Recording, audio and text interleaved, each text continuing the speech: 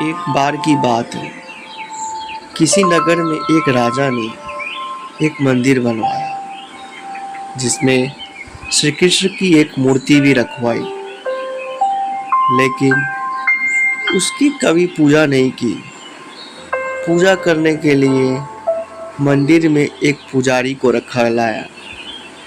पुजारी नियमित कन्हैया जी को नहलाता और बड़ी ही श्रद्धाभाव से उनकी पूजा अर्चना करता। राजा भी रोज कन्हैया जी के लिए एक फूल की माला भेज देता था, और जब वो दर्शन करने आता तो पुजारी उस माला को उतार कर राजा को पहना देता। ऐसा करते करते पुजारी की भी उम्र बीत चुकी थी। एक दिन किसी वजह से राजा नहीं आ सका, तो उसने एक सेवक के हाथ मंदिर में माला पहुंचा दी और कहलवा दिया कि आज वो मंदिर नहीं आएगा, इसलिए पुजारी उसका इंतज़ार ना करे। इतना कहकर सेवक चला गया। पुजारी ने हमेशा की तरह कन्हैया जी को माला पहना दी, लेकिन जब शाम हुई तो पुजारी यह सोचने लगा, माला उतार कर किसे पहनाया जाए। उसने सोचा, क्यों ना ये माला आज मैं ही पहन लूं। वैसे भी मेरी उम्र हो चली है, जीवन का क्या पता कब खत्म हो जाए। इतना सोचकर पुजारी ने माला उतार कर अपने गले में डाल ली, लेकिन इतने में ही सेवक आ गया और उसने बताया कि राजा की सवारी मंदिर में पहुंचने वाली है। राजा की सवारी आने की बात जब पुजारी ने सुनी तो वो डर गया। उसने सोचा कि अगर राजा ने उसे देख लिया तो वो मरवा ही डालेगा।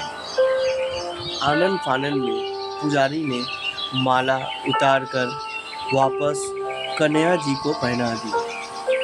जैसे ही राजा अंदर आया तो हमेशा की तरह पुजारी ने माला कन्हैया जी के गले से उतार कर राजा को पहना दी, लेकिन माला पर लगा सफ़ेद बाल देखकर राजा समझ गए कि पुजारी ने ये माला स्वयं ही पहनी थी। बस फिर क्या था, राजा क्रोधित हो उठे और उन्होंने गुस्से में पुजारी से पूछा कि माला पर सफ़ेद बाल कहाँ से आया।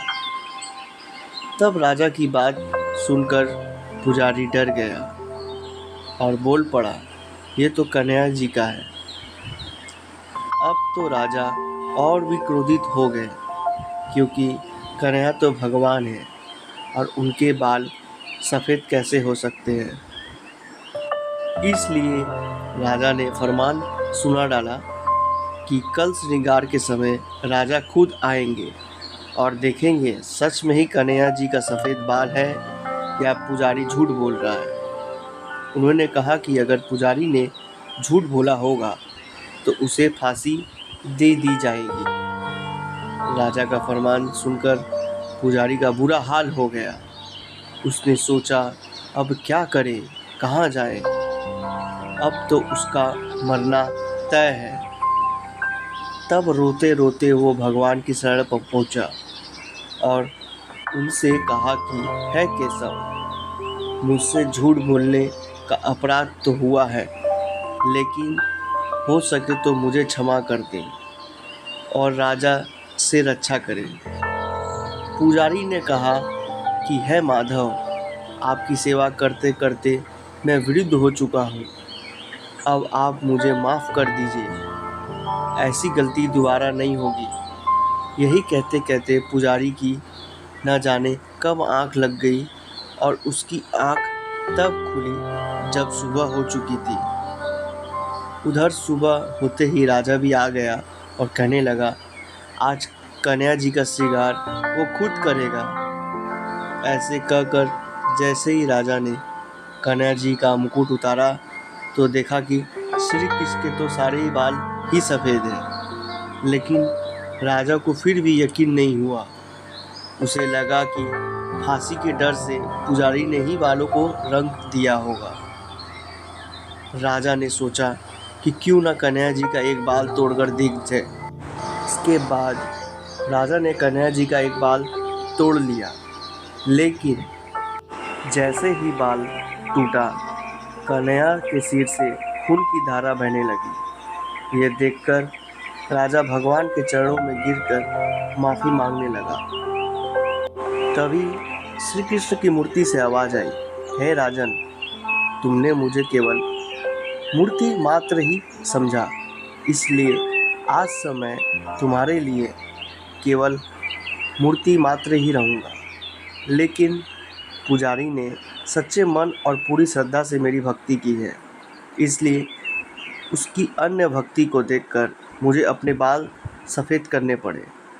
कन्हैया जी ने कहा कि भक्ति में कभी भी संशय नहीं होना चाहिए और सच्चे भक्त की लाज तो मैं कभी जाने ही नहीं देता।